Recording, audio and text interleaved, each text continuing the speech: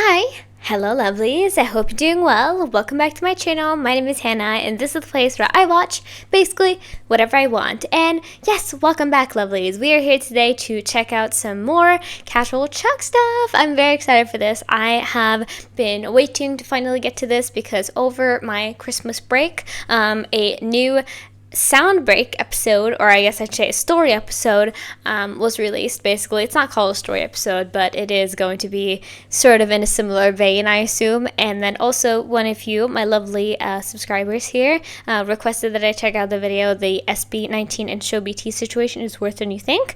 And I have been really curious about it now that I have been into SB19 for a year now. I am very happy about that.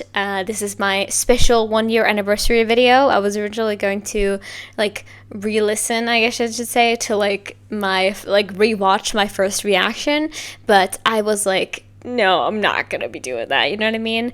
And I believe I actually uploaded my first SB19 video on the 16th of January last year, but I decided to give myself some time because I somehow coincidentally had my final exam for one of my courses yesterday, so I decided instead I'm just gonna not do anything today, and I hope that it was okay with you guys. So I'm here today to do my little special anniversary video. We're gonna check out the ultimate sound break, and then we're gonna check out that finally, so I can kind of understand what the whole situation is, because I've only heard things spoken about in not code words necessarily, but I have never really had a full understanding of the situation, so I am curious to find out about it. And if my energy is not too high right now, I am trying to be. It is only 2 p.m., so it's not that late, but I accidentally filmed a video and I had no microphone in, so I'm a little bit salty, honestly. I mean, it's not the worst thing in the world, but also, you know what I mean, that's a video where I'm either gonna have to scrap it or I'm gonna have to refilm it and mention that, so that would not be great. We'll see what I decide to do, but yeah, I think that is everything I wanted to say though, so let's go ahead and check out and find out some more stuff about our lovely SB19. So yeah, without further ado, let's go. Alright, lovelies, let's go ahead and check this out. This is the SB19 and ShowBT Situation is worse than you think. So yeah, I'm really curious to find out more about this. Like I mentioned, I have only heard about it through other people, through just offhanded remarks about it, and so I'm excited to hear more about it. Obviously now they have their own company. I believe that just now at the beginning here of 2025 they officially own the copyright to their name too, which is amazing, but that is something that has only happened recently, and I believe this was released in 2023. Yes. So if there's any outdated information, please let me know, and I believe this is also going to be a more speculative video, so also we'll see, but yeah, we're going to check this out, and then we're getting it to the ultimate sound break, and like I mentioned, when I watch his other content, if you haven't already, please watch them yourself. Give him all the love that he deserves, because, you know, he's basically holding up the whole SB19 reactor community on his back, you know what I mean? So check it out if you haven't already, and yeah, let's watch this together. Let's go. I'm sure that most of you guys know that this happened. The P-Pop Kings seem to be facing current issues regarding the use of their name as SB19. Fans have recently observed alterations on their social media accounts and promotional materials, notably the absence of the name SB19. And on top of that, they have been doing last-minute concert cancellations left and right, leaving fans sad, disappointed, and even confused. So I decided to make this video in order to help those people who don't have time to piece everything together and understand the situation through my perspective. I don't offer any new information. I'm simply sharing what I think happened and the things that led to all this. Okay. A lot of fans think it's all about corporate greed. For me, it could be a lot deeper than that. Now to my haters, I'm sure you're about to cry out again and say something like, stop speculating and spreading panic in the fan. Shut the f*** up. Thousands of creators across different platforms already talked about this, so please stop singling me out, you clowns, okay? Alright. Speak your truth. From the beginning. Atang Robin left his popular Korean group to build his own company called ShowBT. Yes. He went to the Philippines, he established ShowBT Philippines with Charles Kim reporting under him. That's when SB19 was formed. After a slow start, they managed to break out with their Go Up Dance Practice video. This allowed them to fund more projects like their nationwide concert and the new Alab music video. The momentum was very positive until the pandemic happened. Their nationwide concert got cancelled and almost all of their Korean staff went back to Korea, leaving... I wonder a lot about what the world would look like if we didn't have COVID. Like, if it, during the breakouts, like in the first couple of weeks, if it was immediately subdued, what would be our world today? And honestly, I don't know if I think it would be better or worse than what we have. You know what I mean? Like, I think we definitely would have gone in a different direction, but I honestly don't really know where we would have gone. But definitely a lot of opportunity for a lot of people was lost, because obviously a lot of people lost their jobs, but also a lot of people because, you know, they weren't really able to spread themselves around the world, I guess to just say, which is why TikTok has been amazing, because it has been able to show people new places of the world that we wouldn't be able to go to, because we were, every single day it was a freaking panic, you know? Nationwide concert got cancelled and almost all of their Korean staff went back to Korea, leaving SB19 with nothing to do. But instead of doing nothing, Pablo decided to write Ikako with the help of Josh, Stel, Justin, and Ken. They didn't have any assistance from other people. They recorded on their own and edited the music video themselves using a website with free stock footage. The song surprisingly became a hit because it was so relatable.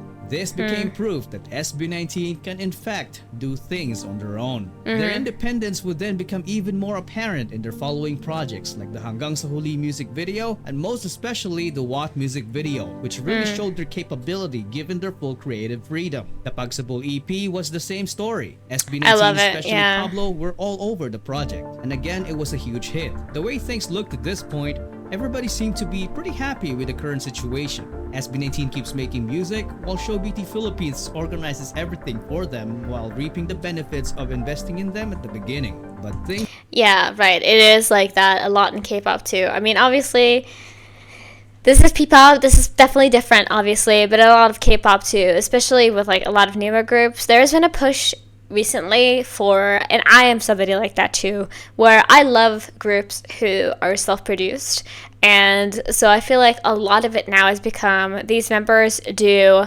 almost all of it by themselves, and then they just have to have a company behind them because I guess for some reason that is just something that you need to have, you know what I mean?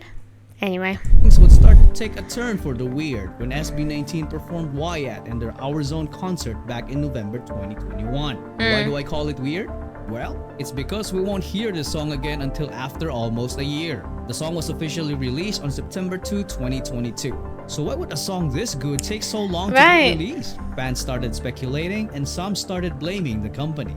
Little did they know that around this time was also the time that SB19's individual contracts with ShowBT were on the verge of expiring. This was also around the time when Tatang Robin sold ShowBT Philippines to Charles Kim. Rumor has it that it was actually SB19's decision to delay the release of the song because they were just waiting for Ken's contract to run out so that they could release the song under their own secret company at the time. Ken was the last member to join the group, so it only makes sense for his contract to end last. So when the song got finally released, boom, 1Z Entertainment. Here's another one, and another one. When their ShowBT contracts expired, SB19 went on to make music on their own with 1Z Entertainment. They were finally free, or so they thought.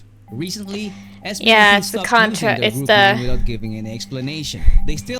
Yeah, because the contract is different than the copyright.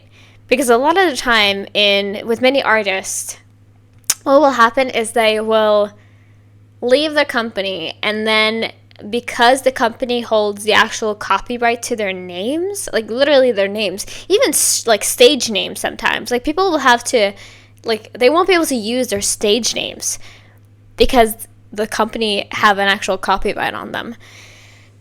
Anyway, I'm just gonna start like rambling about capitalism in like 2 seconds. We're gonna keep it together, you know? Anyway. Recently, SB19 stopped using their group name without giving any explanation. They still did most of their shows, but it was very obvious that the name SB19 was pretty absent. This has been Pablo, Josh, Sel, Justin. This has been Pablo, Josh, Sel, Dan, Justin. Thank you so much. This is our home. This is our show. This is One Zone. Without any One official Zone. statement, One fans started Z. investigating and arrived at the unanimous take that SB19 might have been served a cease and desist order by their previous company ShowBT for still using the SB19 name after leaving the company. Right. Fans went furious and started calling ShowBT and the people behind it greedy without knowing the entire story. So I want to approach this as neutral as possible. If it was really about greed, then SB19 leaving can also be called greedy because they will no longer share a cut to the company that invested in them. I Put guess. yourself in Charles Kim's situation, you pretty much just spent millions to buy a company only to be left by its biggest group with nothing in return. If you think about it, that is not a very good feeling at all. I think that's one of the most possible motives that led to all this. But why would SB19 want to leave in the first place? If you ask me, I don't really know. But a lot of fans seem to suggest that there's some form of artist maltreatment happening behind the scenes, both physically and verbally. In this particular event back in 2019, Josh was just saying hello to the fans when he suddenly got shoved into the abyss. Let's see it again.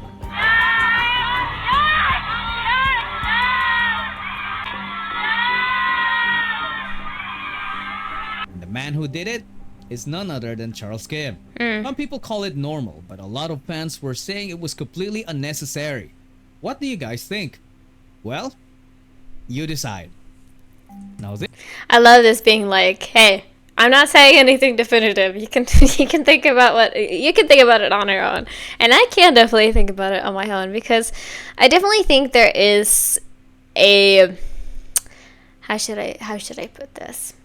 I do understand why this is because a lot of the time they have with management of companies, they will often leave no breaks in between different schedules.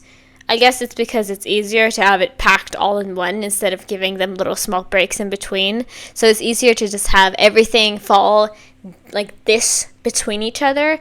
And so because of that, every single time you have to go, you have to leave. And so that's why you see a lot of the times like artists will be like, oh yeah, bye-bye, and like no time to stop and like actually interact with anybody in like a big way. It's because they have somewhere else to be, you know? And that is definitely, I'm not saying that's a good thing, of course, but I'm saying it makes sense that why that happens.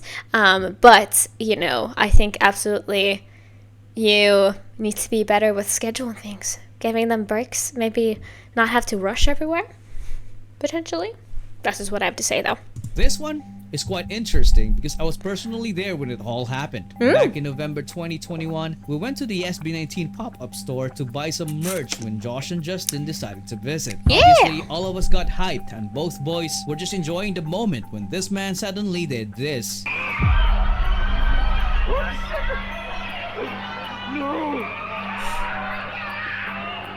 Oh my god. This is insane. And he wasn't done because he would then go on to do this. I thought it was normal at first, to be honest, but a lot of fans started pointing it out as overly unnecessary, and they saw Mr. Charles Kim acting as if he owned Josh and Justin. What do you guys think? For me, I'm not really sure. So you decide. You decide. Later that day, You decide. Yeah, I definitely do think there's not a lot of gentleness as well. Definitely. I got the opportunity to have a friendly chat with Mr. Charles Kim along with other fans and volunteers. The topic was about having a love life. One volunteer shared she doesn't have one because her standards are so high because of SB19. Right, The reaction yeah. we got from Mr. Charles Kim? Well, it was something we'd never expected. Yeah, I've got high standards because of SB19. High standards. Frankly, PGYO mas handsome ah. No sir, SB19, much better. My heart is for SB19 always. I'll tell you, when you have a boyfriend, you're in love. He looks handsome, he looks everything. Why would he flex the rival group instead of his own? And the way he said everything looks handsome when you're in love just didn't sound right at all. I mean, what the hell was he trying to say? What do you make of this, guys? I don't know. You'll let me know down in the comment section. I don't know. Anyway, the point is, I don't think the relationship between SB19 and ShowBT can be mended anymore. That bridge was long burned, and there's a big chance that the entirety of the Pagtatag Asian tour will all be cancelled because it is being organized by Blackstar Entertainment, a company that is owned by John Pinto, who is also the GM of Charles Kim's ShowBT Philippines. For me, both sides made a mistake. SB19 overlooked the trademark rules and kept using the name and everything they learned from their previous company after building their own. That's against the non-disclosure agreement. There's also a big chance they hired some ex-ShowBT employees to 1Z, which can also be penalized, especially if they have plotted this way back. These things are not even part of the consequences of their possible trademark infringement case. SB19 is possibly in a very deep trouble, to say the least. On the other hand, Charles Kim and the people behind ShowBT PH might be legally right, but we can't deny that it's also possible for them to be morally wrong. Yeah, dang. That was the drama, but yeah, okay, I understand. At least a little bit, I'm sure. I obviously will never know like underlying intentions and what actually was going on around the time. Like I will never be able to know that, of course. But it is very interesting, definitely, that there is such a favor, like, and here we go again. I guess because I've been studying law recently too. There is a big favoritism towards companies instead of actual people.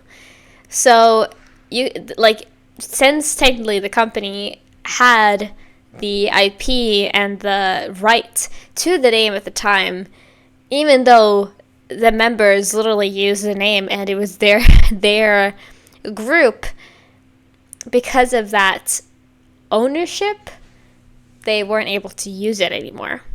That's a very interesting spot to be in, I'm sure. And also I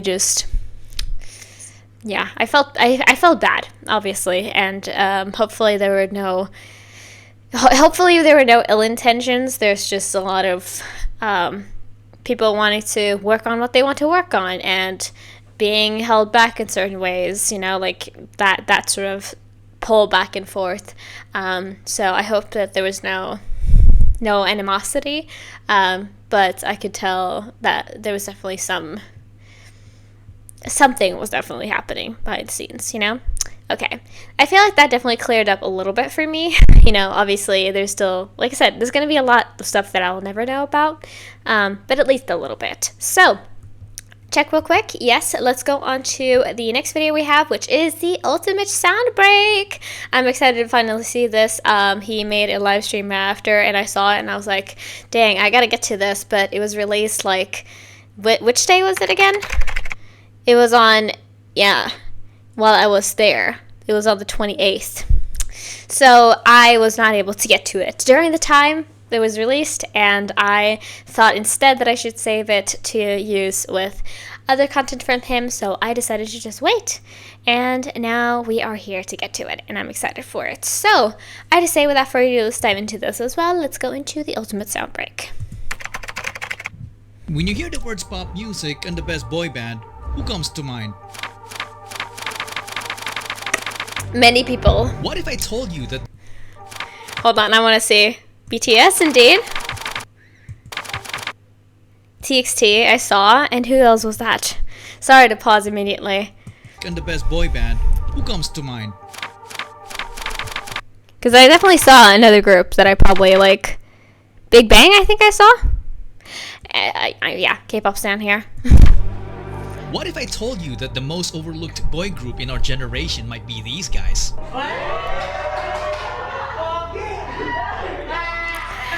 I haven't actually watched this yet, I think. Or did I? Last 6 years, these guys Yes, I turned have. a small Korean entertainment company into a company that produced the greatest P-pop group ever. Woo! Proud of SB19. And you don't accomplish that without making a few enemies. K-pop. Lima pala sila. K-pop pangit. Some of them coming from unexpected places. Pinoy ba daw? Parang may ginaya rin. But behind the group are 5 driven men who were about to transform what was once a laughingstock genre in music into the fastest growing genre of the world. Ever since we had this goal, and not just for us, but for the entire industry. Feeling ko hindi pa natin nakukuha yung recognition na dapat para sa atin. Between disbanding before they even debuted, I forgot to turn on the captions, guys. I'm sorry. I forgot to do it. It's fine. I'm not gonna. That's probably gonna come back. I'm just gonna not. I'm not. I don't need to get to know these opinions. They're just very unnecessary, you know. So sorry. I forgot to turn that on. into the fastest growing genre My bad. of the world. Ever since we had this goal, and not just for us, but for the entire industry. Feeling ko hindi pa natin nakukuha yung recognition na dapat para sa atin. Between disbanding before they even debuted, All hope is lost parang nung time na yun. becoming industry outcasts and getting bashed by their own countrymen.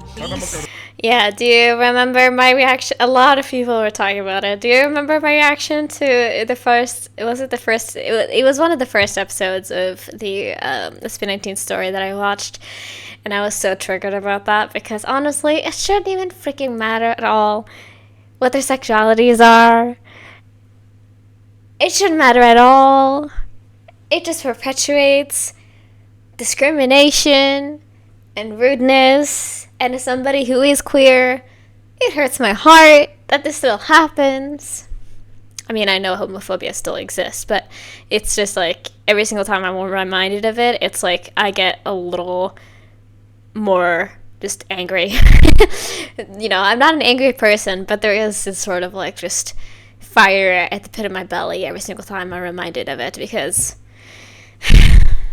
God, poor guys. I hope it didn't hurt their feelings, and I hope it didn't cause some sort of internal just like discomfort or hatred of themselves. I hope that didn't happen, honestly, truly. Talagang grupo na hindi naman mga kataasan ng tangos ng ilong. Para talagang original. The rise of SB19 may not be the greatest Filipino success story ever. Maganda kasi yung revenge kasi talaga yung success na ipapakita mo sa mga hindi naniniwala. But it certainly is the most inspiring one. Woo! Let's go! The editing difference is so amazing. I'm so proud of us.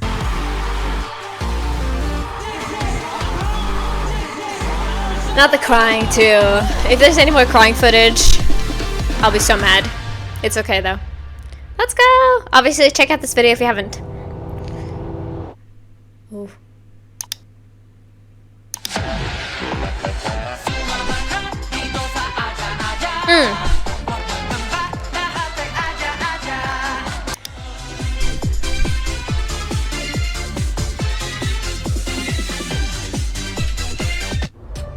We're kind of recapping. This is called Triple. We're just like recapping the entire story, aren't we? I'm loving that. Let's see how much I remember. This is called Triple, a group of talented performers and comedians from Korea you've probably never heard of. They were formed back in 1994 when the word K-pop hasn't even been invented. In 2002, one of the members made the biggest mistake of his life, which will change the entire course of P-pop history. Bye-bye! Hello. That member was Jongsong Han. It all started when he left the trio in 2002 to become an entrepreneur. Cult Triple became Cult 2. Which is much more famous. That Songhan's decision was a I'm sure it was still known at the time, but I've heard of Cult 2 more than I heard of Cult Triple. You know what I mean? huge mistake because the remaining members started racking up different awards in the entertainment industry. If he only stuck around, he would have gotten those awards too. But this man's decision was final. He used all of his savings to build an event organizing company called ShowBT Entertainment. Today we know him as Tatang Robin. Fast forward to 2015.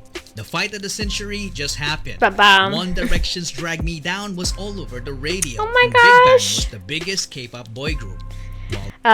You know, I love Big Bang, but every time I watch older videos, I just am angry now. But Nobody. Down was all over the radio, and Big Bang was the biggest K-pop boy group. While P-pop has top one project, chances are you have never heard of them. But somewhere in Makati, Philippines, an audition was held. Yeah. Tatang Robin was looking for young talents who would be part of the package of their service as an event organizers. Talents who can perform on their own but can also serve as backup dancers and singers to their main performers. One of the main attractions of the SAT audition was if you're good enough, you might just debut as a member of ShowBT's first ever P-pop group to undergo a Korean style training. Filipinos don't get opportunities like that so often, so hundreds of talents applied, but only 30 made it as trainees. Hello. They were initially called the ShowBT Musical Gala Team, but then later... Hold on, I want to see him. There's, oh my god, Mini Stell. Hello. Pablo there. Oh my god, is that Josh? It is Josh, isn't it? Yeah, so this is before Justin and Ken joined, right? Most likely. Unless I'm missing them. I don't think I am. They were initially called the ShowBT Musical Gala Team, but then later dubbed as Nara, which in Korean means country and also happens to be the national tree of the Philippines. If you're a fan who is deep into the P-pop scene, you would recognize some of the future P-pop stars, but one of the most notable ones is this guy. Hello. On the first day of training, one guy stood out because he was just alone standing awkwardly in the corner. Nung una, ang weird niya po, nagsasalita mag-isa. He was facing the wall and making hand gestures as if he was rapping in front of it. That's so me. Sabi ko, anong ginagawa na? Nagre-ritual ba ta sa gilid? That guy was John Paulo Nase. Woo! He always wanted to be a performer. As a young dreamer, he joined several competitions as a soloist and also as a member of the K-pop dance cover group called PHP. In training, he was the guy who shows up early and leaves late despite juggling a full-time job as a data analyst to help provide for his family. He was selected due to his undeniable diligence. Like, I'm currently technically doing 3 jobs, if you could call it that. I mean, it's more, it definitely is a side project, but I do have like weekends to that, so I'm kind of doing 3 things at once, and even I'm like, oh, Jesus, I couldn't do it. And leadership qualities. He is known to have critically acclaimed songwriting ability. Some of my sources even said that he had already written dozens of songs at this time. He's also a badass rapper and was often called a genius, but consistently denied it because he claimed to be just a hard worker. Right. This made him the destined leader of the group. He was known as Sejun at the time, but later would be known as... I wonder where Sejun came from. You know? Let me know. 30 trainees. Because it doesn't come from his name at all, unless it's like some type of... Or maybe Nase? John Paulo Nase? Sejun? Like Sejun? But Sejun? Please let me know. Let me know where it comes from. Because I feel like I still... Unless it has been explained to me, I don't know why it is like that yet. You know? Let me know. These are a lot of trainees. It would take a very observant person with an eye for talent to notice Pablo in that corner. So who was that observant person with an eye for talent? Well, hello! He was also a trainee. My boo. Stelvester Ahero. He was Oh only my a God. kid when he started Oh my God. competing as a performer. As a dancer, he racked up win after win on a national level with his school crew and became their official choreographer, teaching crewmates 2 to 3 years older than him. Look how He joined cute. a dance crew called Seon and went on to win international titles. Indeed. Still obviously worked so hard. Amidst his studies and competitions, he also worked part-time as a McDonald's service crew and teaching dance to kids with special needs. There was a Aw, point that he worked sweet. too hard that he wound up in the hospital. His poor health caused him to lose his earnings and nearly his life. Dang. Fortunately, he was able to recover.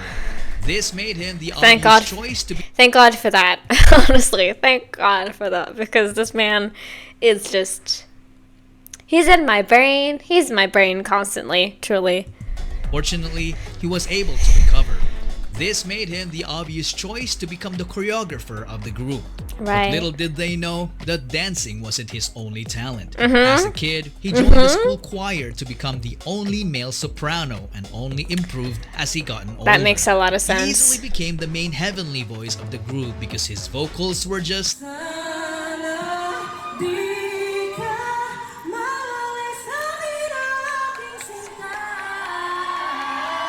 I love that out of song. this world.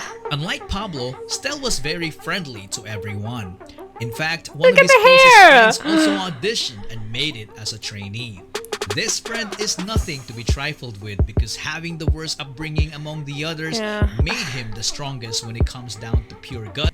Right. I kind of forget about it sometimes, and we are currently on him because it is our last episode of our solo journey right now. I'm going to get to his album next week, and I kind of forget sometimes, but honestly, I'm really proud. Honestly, as somebody who has always been taken care of, at least financially, I've never had to worry. I've never had to worry about food. And stuff like that. It's just everything else that has been a trouble for me in my life. You know what I mean? But as somebody who has had it like that, I can't imagine. And I'm really proud of him for being where he is right now. I'm proud of all of them, but especially him. You know what I mean? Being the worst upbringing among the others made him the strongest when it comes down to pure guts and determination. Right. This Josh hair. Cullen Santos. He left home at the age of 16 and it was his decision. From growing up in a toxic environment to being physically abused as a kid by their nanny. I'm Right. talking about getting poured candle wax all over their body. Ow. At an early age, he experienced what it felt like to be a member of a middle-class family that went rock bottom in just a matter of months. They get evicted from medium-sized apartments to increasingly smaller rooms. It came to a point when his family had nothing to eat with rice but ketchup and salt. They had no permanent address. Because of that, Josh and his sister dropped out of school multiple times, so they got bullied at school for being repeaters. Sometimes he would even get into fistfights for defending her. Josh had enough of this, so he decided to leave to become independent and started working as an internet cafe attendant. Yeah. Using his own income, he I also moved out technically I was 15, but it was only because it was a couple of weeks before I turned 16. But for me, it was more so of wanting to, it was also to get independence, but because I felt so emotionally bagged up as a human being. I was in the worst mental state in my life when I was just about to move out. Which is kind of, it's annoying to say that as a 15-year-old, but I hope you understand where it comes from. So I also moved out at that age, but I also kind of technically was always tied to my parents still. It's amazing to be able to start working immediately. and started I could working as never. an internet I could cafe never. attendant. Using his own income, he took the alternative learning system to attain his high school degree. Yeah. He initially had no background in performing. Not until he found Stel performing with his dance group called Seyon. Stella! An instant fan, and when they connected, Stel became his mentor, which led to them becoming co-members, and they went on to win numerous K-pop dance cover competitions all over Asia. They even met BTS during one of their winning runs in Korea. Hello, guys. So from champions, Look at baby BTS. Oh my gosh. I used to be, I talked about this probably a lot of times. I used to be a big ARMY, and I still do listen to their music a lot of the time. But I'm not that connected to them anymore. But BTS during one of oh their my winning gosh. runs in Korea. So from champions to trainees. What else is in store for them? Big things. Big things.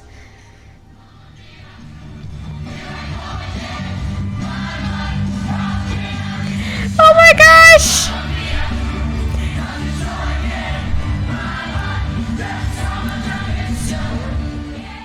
From then on, their lives became all about performing in small events and training. We had one mentor when we were training. Tapos, more on personality development siya. Tapos, presenting ourselves on stage. We had no idea that the Korean-style training they went through It's far, far from what they've been doing sa Korea. was nothing but a mere marketing strategy. But in skill-wise, parang we were left on our own. Oh. Say what?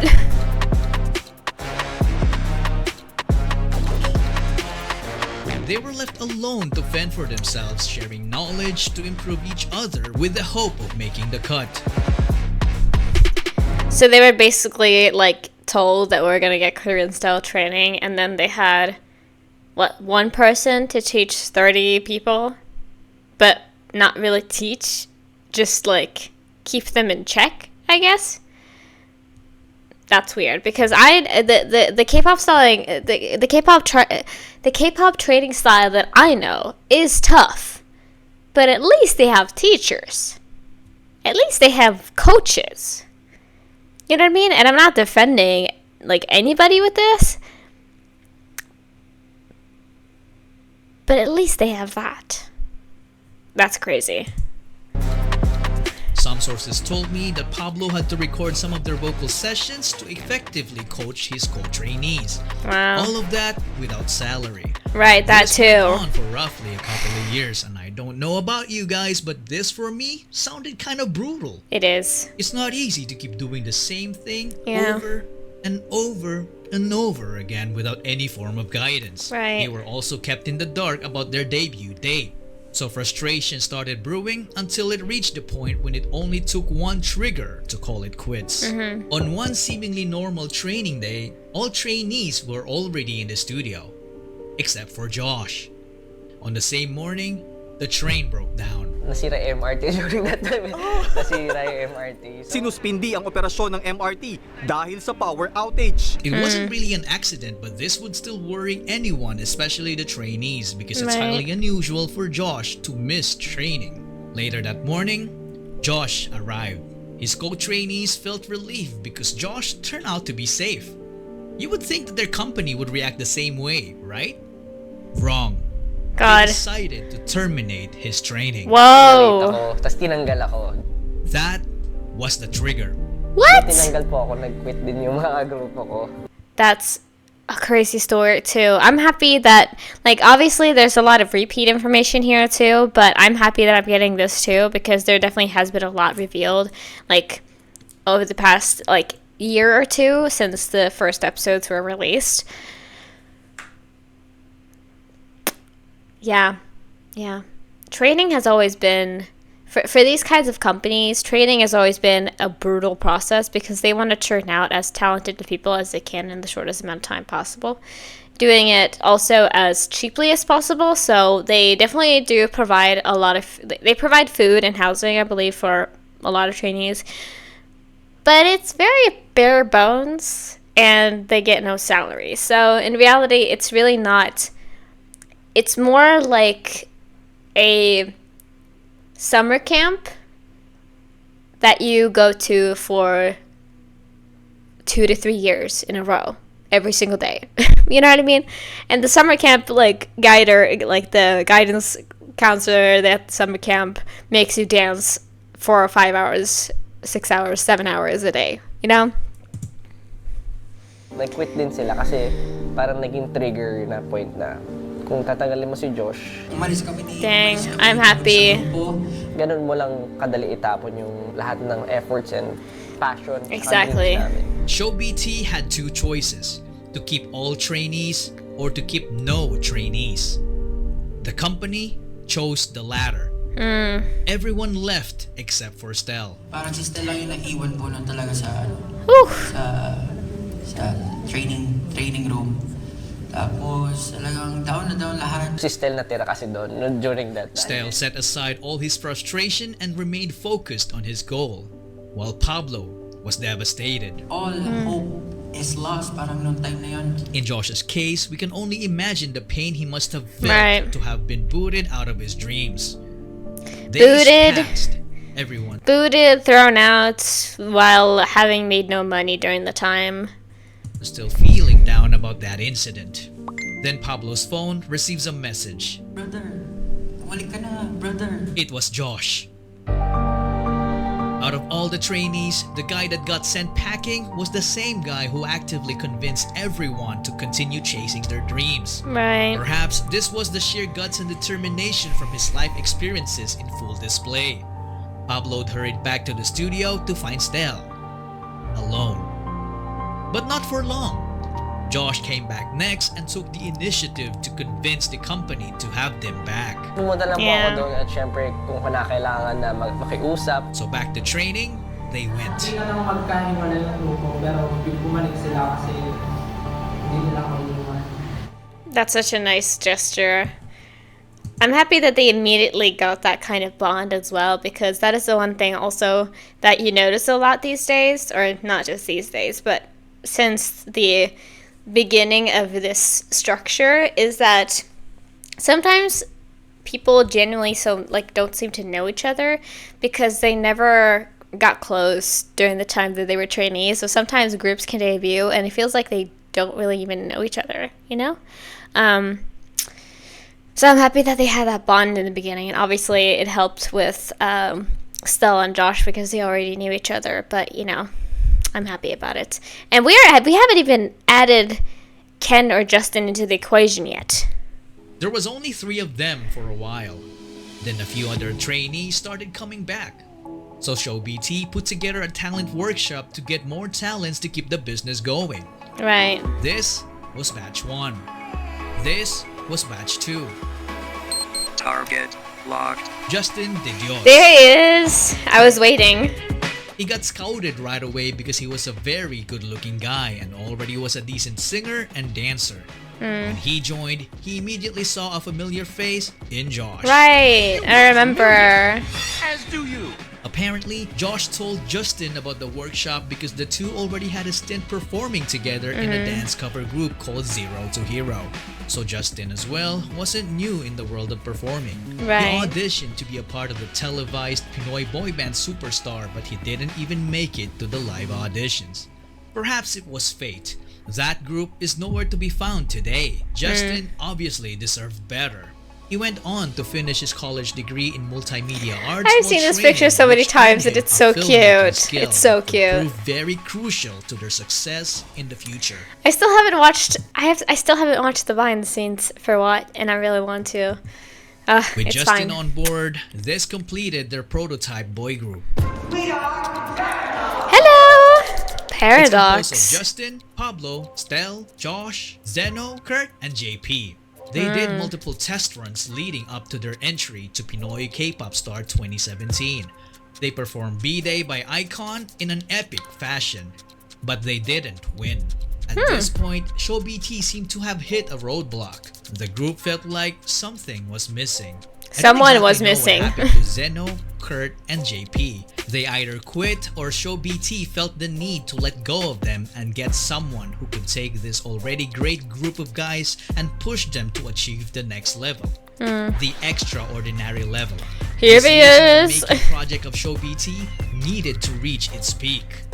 So they started the online auditions. When Josh heard about it, he was like, I know a guy. I know him, and he's gonna be absolutely huge. The guy he was talking about was a pain in his butt because their groups have clashed multiple times in their early dance competitions and their battles were always neck and neck. That guy's name was Philip John Suson. Hello. He was such a specimen. He was so naturally gifted that excelling Crazy. in sports looked like Crazy. a walk in the park for him. He grew up in the church under the care of his grandparents. He was an artistic kid, so he was active as an editorial cartoonist in school. Nobody taught him how to play musical instruments. He taught himself by just listening to the music, so he ended up becoming a southpaw guitarist, but he later then fixed it as he learned more. He was also a gifted singer as a kid.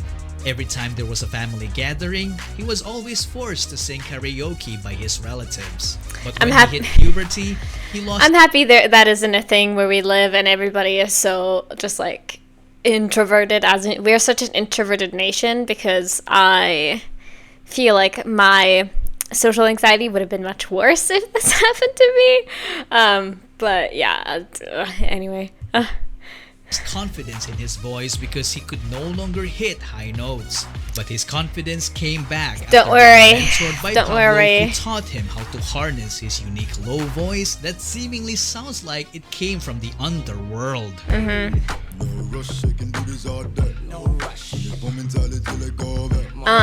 it comes to dance, he didn't know he could do. Quick pause again. Sorry, I'm pausing a lot, but this is a whole experience, you know. But I want to say real quick, obviously, too. High notes have kind of become the standard thing, you know what I mean? Like, everybody expects high notes. Everybody wants high notes.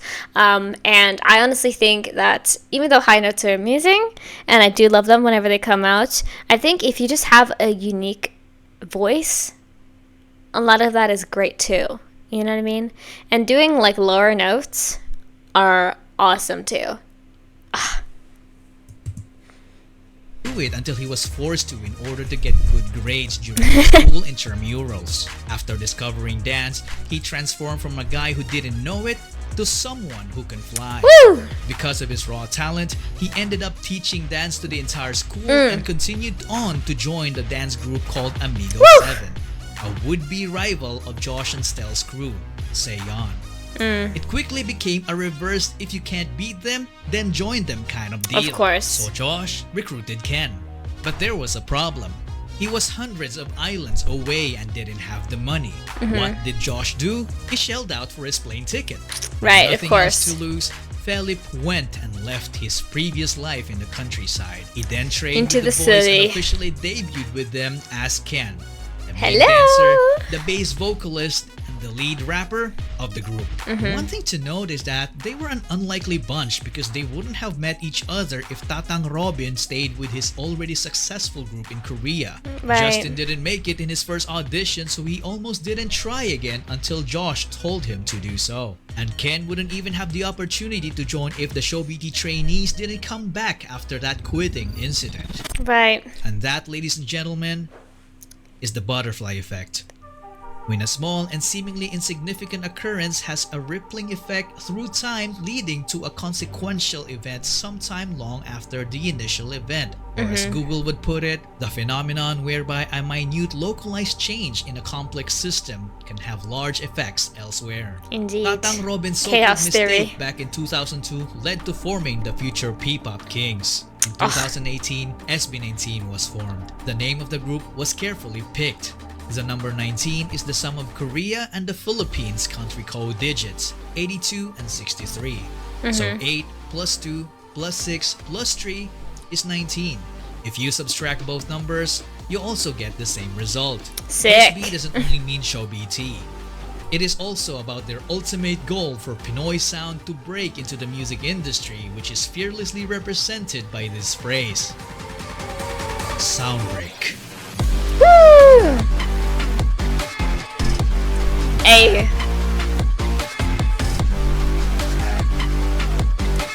Let's go! That was really fun. Alright. Yes, please. Become a member. That was really enjoyable. Like I said, it's nice to get a refresher. It's also nice to get some new information. And it's really awesome to have been here for a year now. Like, I sometimes think about it and I'm like, what would have my channel become if it weren't for SB19? You know what I mean?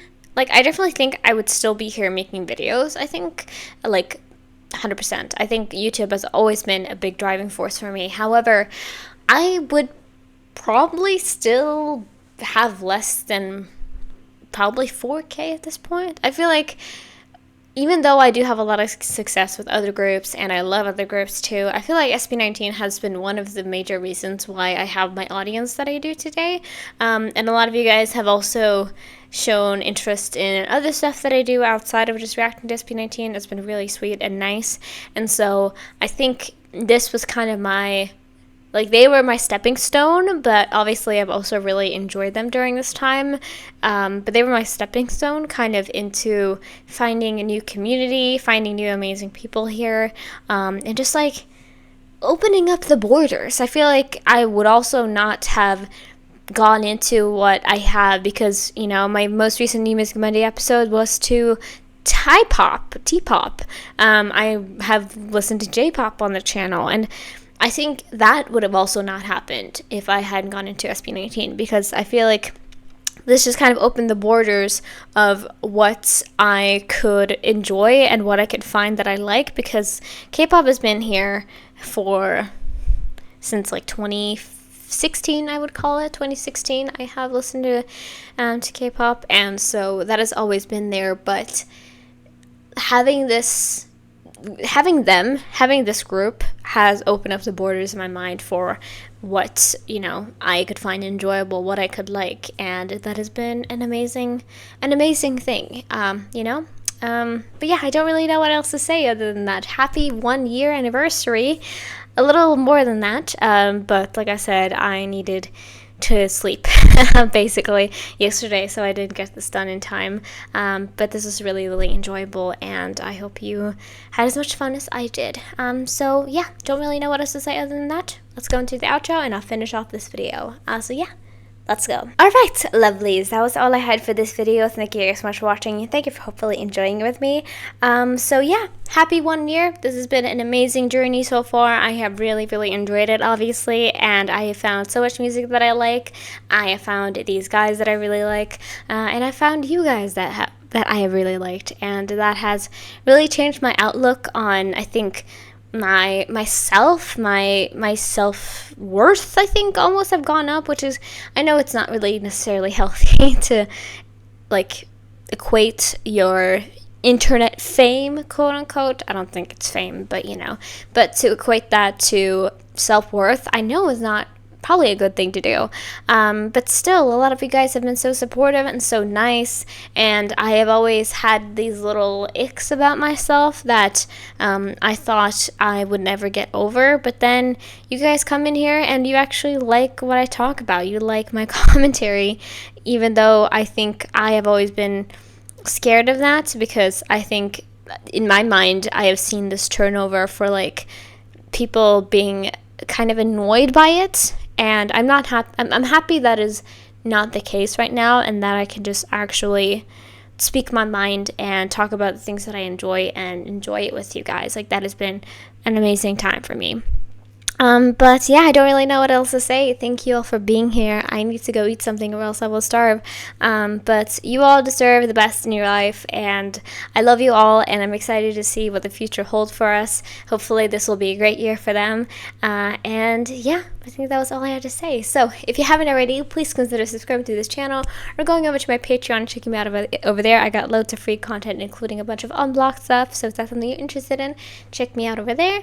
And yeah, like this video if you like it, and if you have anything to request, you can leave it down in the comments below, and hopefully I'll get to it one day. So yeah, thank you for watching. I hope you have a great rest of your day. Free Palestine, and I'll see you guys in the next video. So yeah, bye bye.